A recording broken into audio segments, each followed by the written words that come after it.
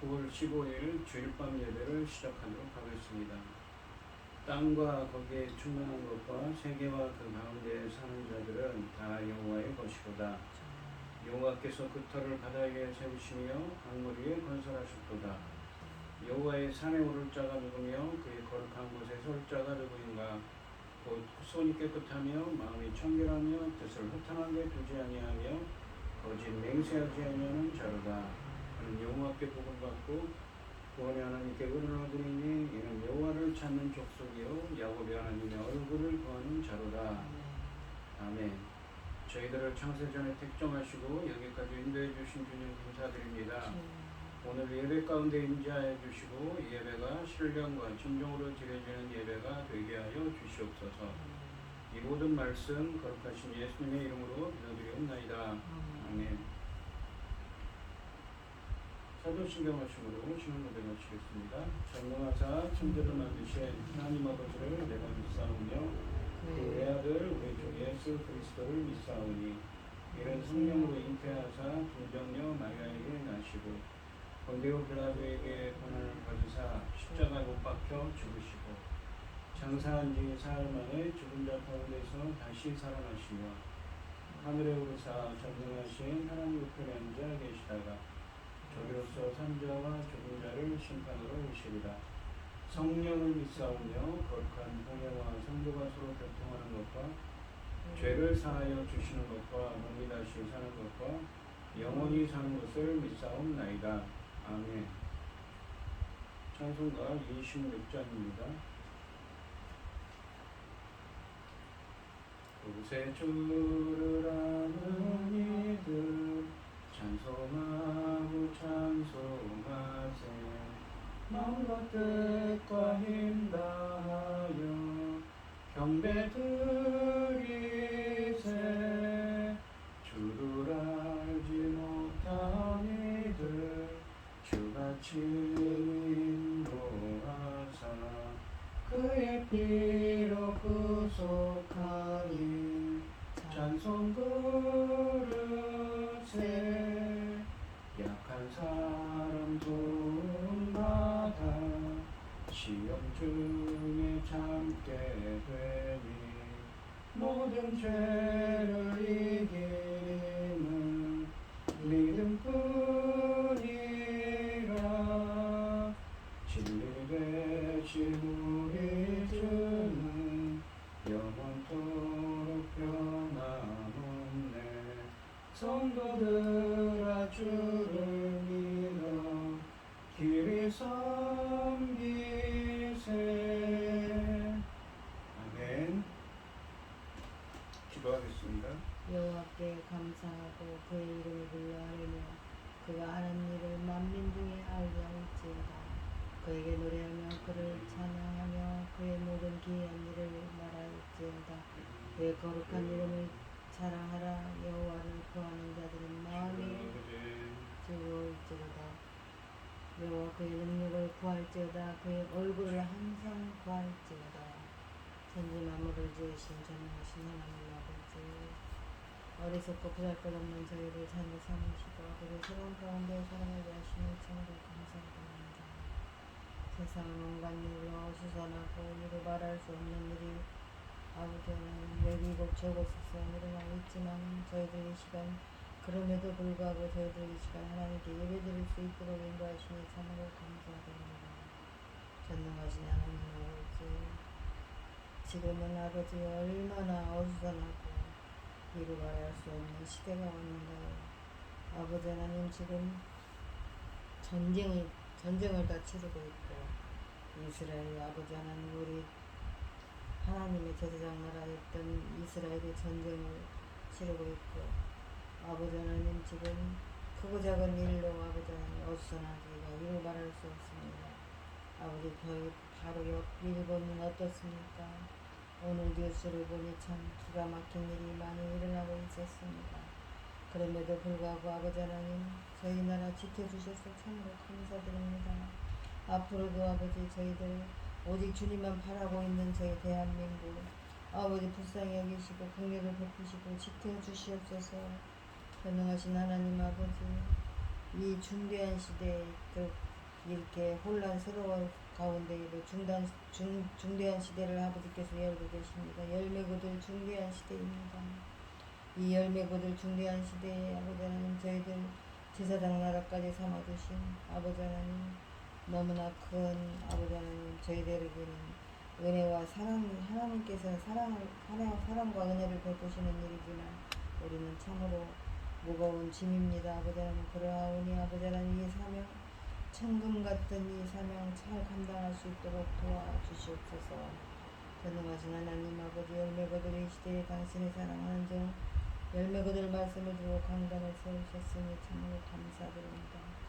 이 말씀으로 말미암아 아버지께서 기뻐 받으실 열매들이 넉넉히 나올 수 있도록 도와주시옵기를 간절히 소원하옵고 이 모든 말씀 억만 죄악 가운데서 우리를 구원하여 주신 예수 그리스도 이름으로 기도드리옵나이다.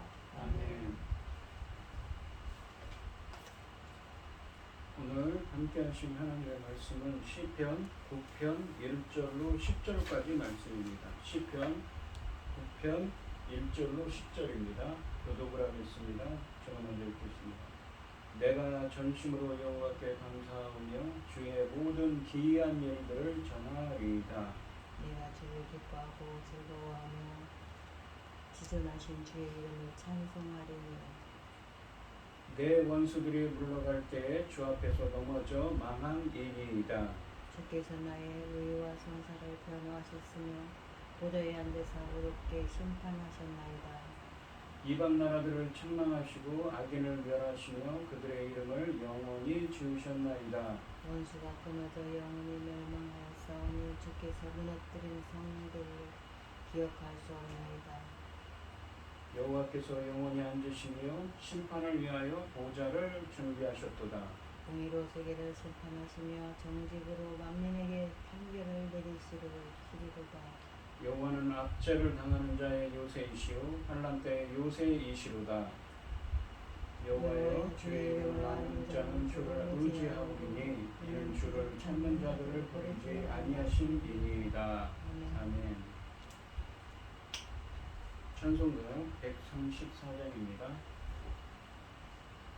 나 어느 날 꿈속을 헤매며 어느 바닷가 거닐 때 그 갈릴리 오신이 따르는 많은 무리를 보았네. 나 그때 확실히 맹인이 눈 뜨는 것 보았네. 그 갈릴리 오신이 능력이 나를 놀라게 하였네. 내가 영원히 사모할 주님 참 사랑과 은혜 넘쳐 나 배웠고 그로부터 내 구주로 섬겼네. 그 사랑의 눈빛과 음성을 나는 잊을 수 없겠네. 그 갈릴리 오시니 그때에 이 죄인을 향하여 무자국난 그 손과 옆구리 부비시면서 하신 말 내 지은 죄 사했다 하실 때 나의 죄짐이 풀렸네. 내가 영원히 사모할 주님 참 사랑과 은혜 넘쳐 나 배웠고 그로부터 내 구주로 섬겼네. 그 사나운 바다를 향하여 잔잔하라고 명했네. 그 파도가 주 말씀 말씀 따라서 아주 잠잠케 되었네. 그 잔잔한 바다의 평온함 나의 마음속에 남아서 그 갈릴리 오시니 의지할 참된 믿음이 되었네. 내가 영원히 사모할 주님 참 사랑과 은혜 넘쳐 나 배웠고 그로부터 내 구주로 섬겼네. 이 세상의 무거운 짐진 자 모두 주 앞에 나오라. 그 놀라운 은혜를 받아서 마음의 평안을 얻으라. 나 주께서 명하신 복음을 이서 전하며 살도록 그 갈릴리 오시니 내 맘에 항상 계시기 원하네. 내가 영원히 사모할 주님 참 사랑과 은혜 넘쳐 나 배웠고 그로부터 내 구주로 섬겼네. 아멘. 오늘 함께 하실 하나님의 말씀의 제목은 기이한 일을 행하신 하나님입니다. 이 표제어에 보시면 시편 9편은 다윗의 시로 되어 있습니다.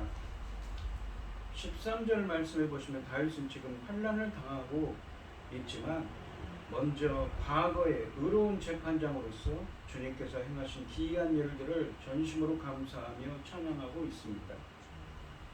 1절 말씀을 보시면 내가 전심으로 여호와께 감사하며 주의 모든 기이한 일들을 전하리다 라고 하십니다. 전심으로 라는 표현은 온 마음을 다하여 혹은 전 존재를 다하여 라는 의미입니다. 이것은 다윗이 얼마나 하나님이 베푸신 구원에 깊이 감사하는지를 보여주고 있습니다. 상반절에 감사하오며와 하반절에 전하리다 라는 말씀은 서로 평행을 이루고 있는데 다윗은 전심으로 하나님께 감사를 드리면서 사람들에게 하나님께서 행하신 기이한 일들을 전하겠다고 합니다.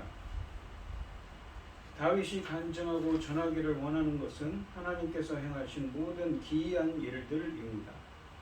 하나님이 하신 기이한 일들은 시편에서만 사용되는 표현이기도 합니다. 하나님이 하신 기이한 일들에는 출애굽 사건, 그리고 범민족적인 차원의 기적, 그리고 다윗이 개인적으로 경험한 은혜 등이 모두 포함되어 있습니다. 하나님이 행하신 모든 기이한 일들은 다른 어떤 하나님의 행동들보다 명백하게 하나님의 능력을 드러낸 구원 사건들이며 오직 하나님만이 행하실 수 있는 일들입니다. 그 일들을 다윗은 시편 9편의 뒤에 이어질 구절들에서 간증하면서 감사하고 있는 것이지요. 이 모든 기이한 일들, 주님이 행하신 모든 기이한 일들을 전한다고 했지요. 그것에 대해서 설명하고 있습니다. 2절에 보시면 내가 주를 기뻐하고 즐거워하며 지존하신 주의 이름을 찬송하리니 라고 되어 있습니다. 1절 말씀에 하나님이 행하신 모든 기이한 일들에 감사하는 행동을 다른 동사들로 표현합니다. 하나님을 기뻐하고 즐거워하는 것과 하나님의 이름을 찬송하는 것으로 표현됩니다. 찬송의 대상인 하나님의 이름은 그의 사역과 성품과 존재를 대표합니다. 2절 말씀은 하나님께 올리는 찬송이 다른 어떤 것들이 아닌 오직 하나님과 그분의 은혜를 기뻐하고 즐거워하는 것임을 나타내고 있습니다. 또한 다윗은 1절에서는 하나님의 이름을 여호와로, 2절에서는 지존하신 주로 부르고 있습니다. 이 지존하다, 지존하신 주 혹은 지존자로 번역되는 이 엘리온이라는 이 히브리어는 기본적으로 높이 계신 분, 위에 계신 분을 뜻하는 말입니다. 이것은 온 세상을 심판하시고 다스리시는 왕이신 하나님에게 가장 적합한 호칭이라고 할 수가 있습니다. 3절 말씀해 보시면 내 원수들이 물러갈 때에 주 앞에서 넘어져 망함이니이다 라고 되어 있습니다. 여기 보시면 원문으로는 물러갈 때라고 되어 있는데 앞에 뒤로 라는 전치사가 빠져 있습니다. 그러니까 내 원수들이 뒤로 물러갈 때에 주 앞에서 넘어져 망함이니이다가 맞는 번역입니다. 3절부터 6절까지 말씀에서 다윗은 1절에서 2절 말씀까지 해서 이 감사했던 하나님께서 행하신 기이한 일들에 대해 간증하고 있습니다. 어떤 일들을 행하셨는가라는 거죠. 3절 말씀해 보시면 다윗의 대적들이 자기 백성들을 위하여 싸우시는 하나님 앞에서 패하여 도망가는 모습을 묘사하고 있습니다. 그러한 일들을 행했다는 것이죠. 원문에는 물러간다는 표현 앞에 뒤로가 있지만 뒤로를 의미하는 전치사가 있지만 한글 성경에는 빠져 있습니다. 주 앞에서라는 표현은 이 전쟁의 승리가 오직 하나님의 능력과 은혜에 의한 것임을 강조하는 표현입니다. 또한 뒤로 물러간다는 표현은 등을 돌리고 도망가는 것을 묘사하는 것이고 넘어져 망함이니이다 라는 표현 또한 전쟁터에서 주님의 임재를 보고 놀라고 겁에 질려 허겁지겁 도망가다가 넘어지고 결국은 죽게 되는 광경을 그리고 있습니다. 4절 말씀을 보시면 주께서 나의 의와 성사를 변호하셨으며 보좌에 앉으사 의롭게 심판하셨나이다. 여기 보시면 4절 말씀에는 맨 앞에 이유와 원인을 의미하는 키라는 접속사가 들어있는데 이 한글 성경에 빠져 있습니다. 왜냐하면 주께서 나의 이 의로움이라고 되어 있지만 이 미시파트라고 되어 있는 정의 의미도 있지만 미시파트라는 말이 여기서는 무엇입니까? 심판하다, 심판을 의미하는 샤파트라는 말에서 파생된 말이거든요. 그래서 심판, 재판을 의미하는 말입니다. 나의 심판과 송사라는 말도 비슷한 말이죠. 이 소송, 재판을 의미하죠. 그 주께서 나의 심판을, 나의 재판을 변호하셨으니 아사라는 히브리어입니다. 그러니까 주께서 나의 심판을 하셨으며 주 보좌에 앉으사 의롭게 주님께서 공정하게 심판하셨기 때문에 왜냐하면 나의 의로움을 나의 재판을 나의 의로움 게 주님께서 내가 다윗이 정말 의로운지 하나님께서 재판을 하셨어요. 보좌에 앉으셔서 공정하게 심판하셨기 때문에 뭐라고요? 내 원수들이 3절에 있는 것처럼 뒤로 물러갈 때 주께서 주 앞에서 넘어져서 망했다는 거죠. 한글 성경에는 빠져 있는데 히브리 원문에는 왜냐하면 무엇 때문입니다를 의미하는 접속사로 시작해서 3절 말씀처럼 원수들이 뒤로 물러가고 넘어져 망한 이유가 제시되고 있습니다. 여기서 의라고 되어 있는 이 미시파트라는 말은 이 샤파트라는 재판하다, 심판하다라는 말에서 파생된 말입니다. 그러니까 재판, 심판을 의미합니다. 송사라고 번역된 딘이라는 히브리어는 소송, 재판을 의미합니다. 그리고 변호하셨으며 라는 말은 행하다, 만들다를 의미하는 말입니다. 의롭게는 공정하게를 의미하고 심판하셨나이다 라는 말은 샤파트, 그러니까 재판을 했다, 심판했다는 말입니다. 즉 4절 말씀을 히브리어로 직역하면 왜냐하면 주께서 나의 재판과 소송을 행하셔서 보좌에 앉으사 공정하게 심판하셨기 때문입니다가 되는 것이죠. 3절 말씀처럼 원수들의 멸망한 이유는 하늘을 보좌에 좌정하신 하나님의 의로운 판결 결과로 그렇게 되었다는 말씀입니다. 보좌는 하나님의 왕권, 재판권을 상징합니다. 그리고 보좌에 앉았다는 것은 하나님의 현현과 계획을 나타내는 것이지요. 그래서 4절 말씀은 의로운 재판장이신 하나님이 다윗은 의롭다고 판결하시고 그를 괴롭히는 악인들은 불의하다고 판결하셨기 때문에 그 심판을 실행하셨다는 것을 의미하고 있습니다. 다윗이 원수에게 승리를 거둔 것은 자신의 힘이 아니라 의로운 재판장께서 개입하셨기 때문이라는 것이지. 그 심판의 결과가 13절의 말씀에 있는 것이고 또한 5절과 6절에서도 그 심판의 결과를 볼 수가 있습니다. 이렇게 다윗은 원수를 패배시키신 구원자 하나님을 찬양하고 있습니다. 다윗은 자신이 무고하게 공격을 받고 불의한 일을 당했다고 생각했지만 의로우신 재판장 되신 하나님께서 그를 위해 일어나 의로운 판단을 내려주셨음을 찬양합니다. 다윗은 구원을 받은 후가 아니라 여전히 고통과 사망의 위협이 있는 중에 감사의 노래를 부르고 있습니다. 전에 지금 위험 중에 있는데 전에 하나님이 하셨던 기이한 일들을 회고한 거예요. 그것은 무엇입니까? 자기 대적들을 하나님께서 심판을 하셨다는 것이죠. 13절 말씀을 보시면 현실은 여전히 불의하고 사망의 문에 이른 듯이 이토록 숫지만 그는 하나님의 성품과 그 전에 행하신 일들을 기억하고 있기에 하나님을 절대적으로 신뢰하며 그분이 허락하실 구원을 미리 내다보고 있습니다. 환난당한 자들의 요사가 되시는 하나님, 모든 것을 정의롭게 판단하시는 하나님에 대한 믿음이 그가 불의에 굴복하지 않도록 붙들어 주었습니다. 의로우신 재판장, 그러니까 공정하신 재판장이 오셔서 심판하실 때에 우리가 그분 앞에서 옳다 인정받을 수 있도록 우리에게도 다윗에게 허락하신 믿음을 주시길 우리가 간구해야겠습니다. 5절 말씀해 보시면 이방 나라들을 책망하시고 하나님께서 행하신 기이한 일이죠. 이방 나라들을 열방을 책망을 했다는 건 그 죄를 물었다는 얘기입니다. 악인을 멸하시고 그들의 이름을 영원히 지우셨나이다. 이름을 지웠다라는 표현은 멸망을 의미하는 단어입니다. 1절과 2절 말씀에서 다윗이 감사하고 찬양한 주께서 행하신 기이한 일들을 3절부터 6절까지 말씀에서 설명하고 계십니다. 5절 말씀해 보시면 원수들이 이방 나라들과 악인들로 불리고 있습니다. 그러면서 하나님은 그들을 멸하시는 천사로 등장합니다. 책망하다는 동사는 불의를 향한 악한 세력에 대한 하나님의 진노와 심판의 표현입니다.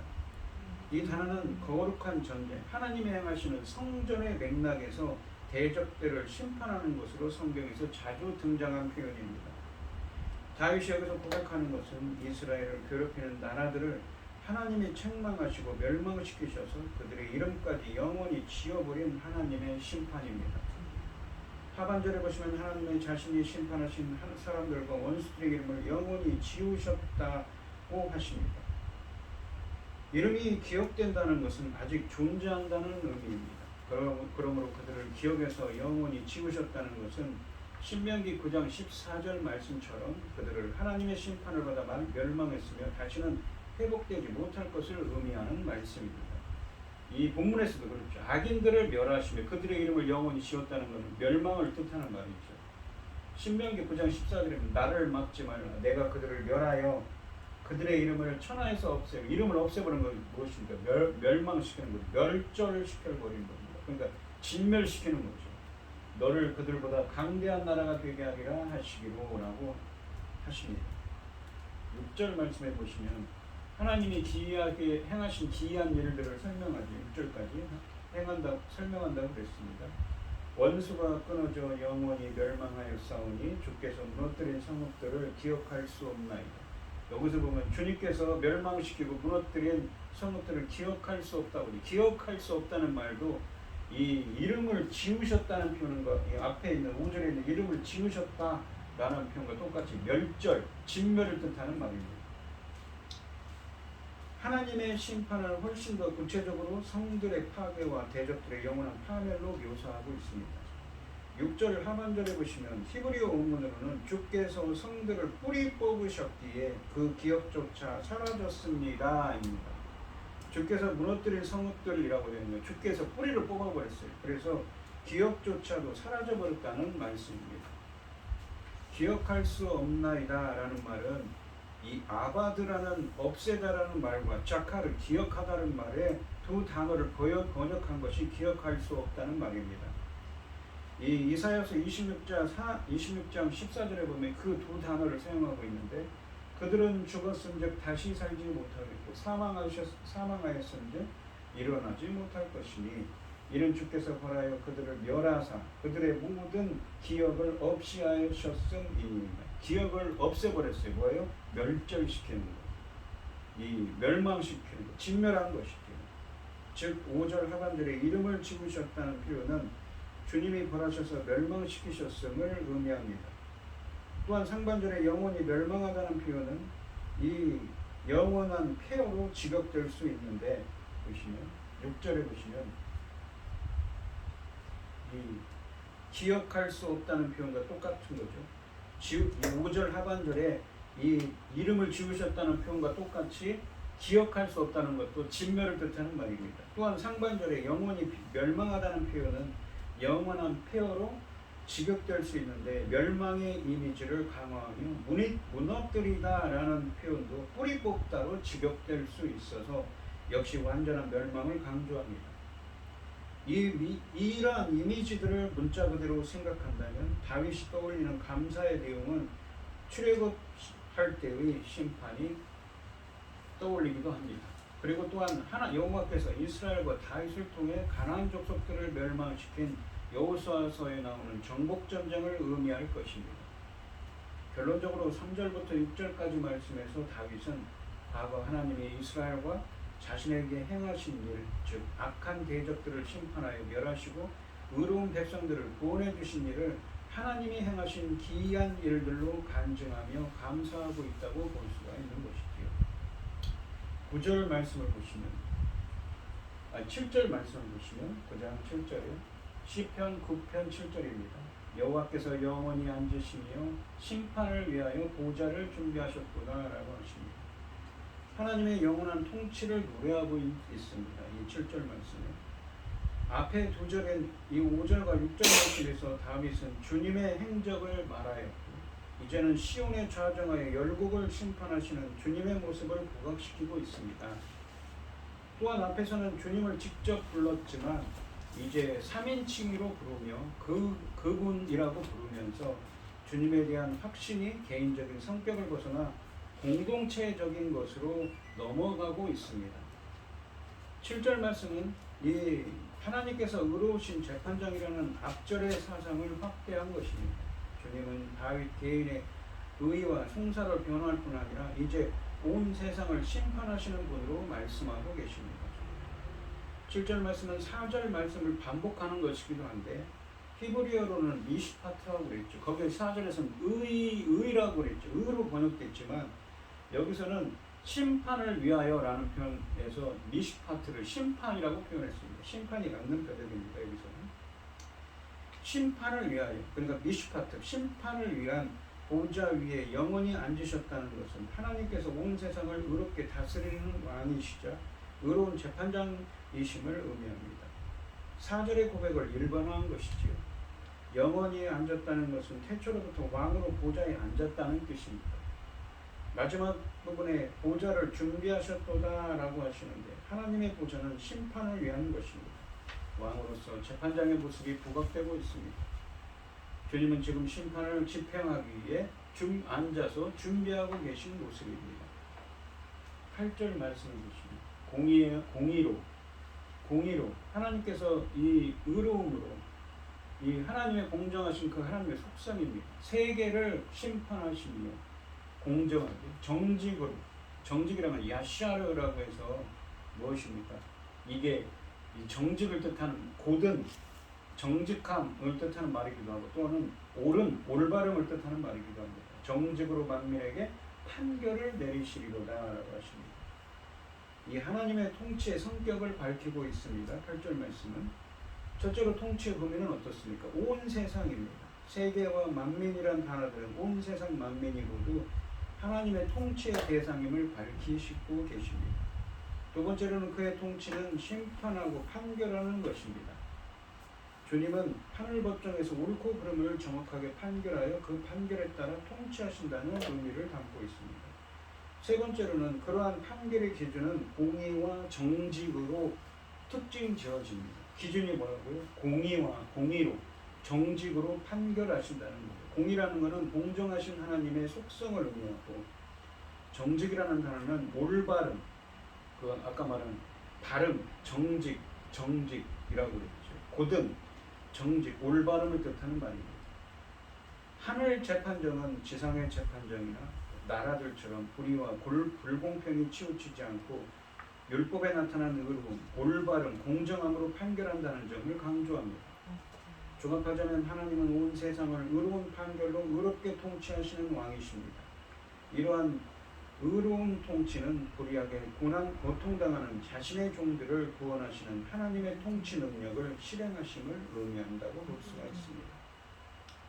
9절 말씀 보시면 여호와는 압제를 당하는 자의 요새이시오. 요새라는 의미는 피난처를 의미하는 말입니다. 피난처. 이 피난처를 의미하는 히브리어입니다. 환난 때의 요새가 요새이시로다. 압제를 당하는 자, 환난을 당하는 자의 요새, 피난처가 되신다고 하십니다. 8절에서 말씀하셨던 이 하나님의 의로운 통치가 구체적으로 실현되는 모습을 보여주고 있습니다. 지상에서는 의로운 사람들이 악하고 강한 자들에게 압제를 당합니다. 하지만 하나님은 그 압제당하는 사람의 요새, 피난처가 되어 주심으로써 당신의 의로운 통치를 펼치고 계십니다. 하나님에 대한 비유로 이 요새로 번역된 이 히브리어 단어는 피신할 만한 높은 산성이나 바위나 벽을 의미하기도 합니다. 한편 앞에서 압제당한 자로 번역된 히브리어 단어는 짓누르다는 의미의 단어로서 착취당하기 쉬운 힘없는 자들을 가리킵니다. 이 단어는 흔하지 않은 단어입니다. 그럼에도 불구하고 이 시편 10절에서는 동사로 억누르다라는 말씀으로 나타나고 시편 18절에서는 명사로 다시 등장하는 표현입니다.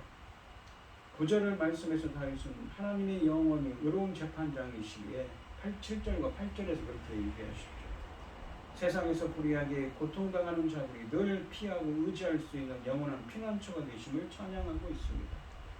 주님은 악인들에게는 무서운 재판장이시지만 약하고 압제를 당하는 자들에게는 환난 때에 피난처가 되시는 분이 되십니다. 10절 말씀해 보시면 여호와여 주의 이름을 아는 자는 주를 의지하오리니 이는 주를 찾는 자들을 버리지 아니하시니이다 라고 하십니다. 다시 2인칭으로 하나님을 부르면서 9절의 고백을 강화하고 있습니다. 주의 이름을 아는 자들은 주를 신뢰하고 의지하며 주님과 개인적인 관계를 갖는다는 의미입니다. 이들은 주의 속성과 계명을 아는 자들일 뿐 아니라 주의 뜻대로 사는 자들입니다. 이들은 주님을 믿고 의지하며 그와 교통하고 그의 뜻대로 사는 자들을 의미합니다. 주를 찾는 자들은 앞에서 찬양한 의로운 재판장이자 압제받는 자들의 요새이신 하나님에 대한 확신 가운데서 오직 그에게만 도움을 구하는 자들을 의미합니다. 구원 역사 속에서 여호와 하나님의 놀라운 일들을 통해서 그의 의와 능력을 경험하였기에 오직 하나님만 의지하는 자들인 것이지요. 하반절 말씀에는 하나님이 당신은 찾는 자들을 버리지 않으신다는 고백이 뒤따릅니다. 역사적으로 보자면 이스라엘이 하나님을 알고 하나님을 찾을 때에 하나님은 이스라엘의 대적들을 심판하셔서 그들에게 승리와 구원을 베푸셨음을 고백하고 있는 것입니다. 오늘 본문 말씀을 보시면 9절 말씀과 10절 말씀처럼 지금 압제를 당하고 있고 환난을 당하고 있지만 환난 중에 있는 자들에게 피난처가 되어주시고 주를 찾는 자들을 버리시지 않을 것을 이 다윗은 확신하고 있습니다. 왜냐하면 왜 그렇게 확신을 합니까? 바로 3절부터 6절 말씀처럼 과거에 악인들을 멸하신 주님이 행하신 그 기이한 일들 1절에 나왔죠. 1절부터 6절 말씀에 주님이 행하신 그 구원의 역사 기이한 일들을 체험했고 감사하며 이 간증해 왔기 때문에 그는 지금 당하고 있는 환난 중에 있는 자신의 고난도 이겨낼 수 있을 것을 주님이 자신을 버리지 않고 자신을 도와주시고 구원해 주실 것을 확신하고 있는 것이지요. 다윗 자신이 처한 공경 속에서도 좌절하지 않고 희망을 가지고 미래를 기대하는 근거는 여호와께서 세상을 다스리신다는 믿음입니다. 간혹 악인들이 세상을 지배한다 해도 그들은 잠시 통치하다가 사라지지만 하나님은 영원히 통치하십니다. 세상에서 핍박을 당하는 의인들은 하나님의 나라가 하나님의 통치가 곧 임할 것이라는 사실에 소망을 걸어야 합니다. 물론 하나님의 통치가 하나님의 임재가 우리가 처한 현실에서 항상 확실하게 드러나는 것은 아니지만 견디고 기다리면 분명히 나타날 것입니다. 바로 다윗이 경험한 그 하나님의 행하신 기이한 일들을 통해서 말입니다. 본문은 하나님의 통치에 대하여 우리가 취하는 자세가 우리의 삶을 온전히 바꿔놓을 수 있다고 합니다. 비록 악인들이 성행하고 악한 나라들이 판을 치는 세상이라 할지라도 머지않아 하나님의 직접적인 통치가 시작되면 세상은 지금 우리가 당면하고 있는 것과 무한한 차이를 보일 것이며 또 그렇게 확신하고 기대하기 때문입니다. 다윗은 그러한 믿음을 가졌던 것이죠. 그래서 성도는 고난의 때에도 주님이 피난처가 되어주시고 주님을 찾는 자들을 버리지 않을 것을 확신합니다. 이것이 믿음인 것이지요. 세상이 무엇을 어떻게 말한다 할지라도 주님께 피한다면 주님이 나의 요새가 되신다면 주님께서 나의 피난처가 되어주신다면 주님이 우리를 기꺼이 받아주실 뿐만 아니라 우리의 구원자가 되시고 방패가 되어주실 것이라는 확신이 바로 믿음인 것입니다. 이것이 믿음이기에 예수님은 내 믿음대로 될지어다 라고 마태복음 8장 13절에서 말씀하셨습니다. 오늘 이 시간 우리 성도님들도 본문의 다윗처럼 고난과 환난 가운데 있더라도 기이한 일들을 행하신 주님이 구원해 주실 것을 믿고 인내하며 주님의 뜻대로 나아가는 여러분들이 되시기를 주님의 이름으로 축원드리겠습니다. 기도하겠습니다. 하나님 아버지 감사합니다. 오늘 시편 9편 말씀을 묵상해 보았습니다. 다윗은 지금 환난과 역경 가운데 있습니다. 하지만 그는 과거에 주님께서 행하신 그 기이한 일들 바로 3절부터 6절까지 말씀에서 행하셨고 자신이 지금 감사하며 찬양하고 있는 그 하나님의 행하셨던 구원의 역사들 기적같이 행하신 그 기이한 일들을 생각해보며 하나님의 구원을 확신하고 있습니다. 하나님께서 반드시 자신의 요새가 되어주시고 피난처가 되어주셔서 자신을 구원해 주실 것을 확신하고 있는 것이죠. 비록 자신이 지금 겪고 있는 처지가 어렵고 힘들더라도 말입니다. 자신이 겪은 그 기이한 일들을 찬양하고 전하겠다고 다짐하면서 자신의 구원도 자신이 지금 겪고 있는 고난도 능히 이겨낼 것을 믿으며 이 시편을 진행하고 시편을 통해 고백하고 있는 것이지요. 저희들도 어떤 환경 가운데 있더라도 우리가 하나님이 행하신 그 기이한 일들을 행하신 하나님이 능히 우리들을 구원해 주시고 함께 해 주셔서 주님이 그 구원의 길로 빛의 길로 생명의 길로 인도해 주실 것을 믿고 확신하며 인내하며 나아갈 수 있는 우리들이 되게 하여 주시옵소서. 이 모든 말씀 거룩하신 예수님의 이름으로 기도드리옵나이다. 아멘. 찬송 300장을 하시고 축도하심으로 오늘 예배를 마치겠습니다. 내 맘이 낙심되며 근심에 눌릴 때 주께서 내게 오사 위로해 주시네. 가는 길 캄캄하고 괴로움 많으나 주께서 함께하며 내 짐을 지시네. 그네가 내게 족하네. 그네가 족하네. 이 괴로운 세상 지날게 그네가 족하네. 희망이 사라지고 친구 날 버릴 때 주 내게 속삭이며 새 희망 주시네. 싸움이 맹렬하 걸 때에 승리의 왕이 되신 충성 들리네. 그네가 내게 족하네. 그네가 족하네. 이 괴로운 세상 지날 때 그네가 족하네. 범민이 가득 차고 눈물이 흐를 때 주 나의 곁에 오사 위로해 주시네. 환난이 닥쳐와서 어려움 당할 때 주님의 능력이 더 원수를 이기네. 그네가 내게 족하네.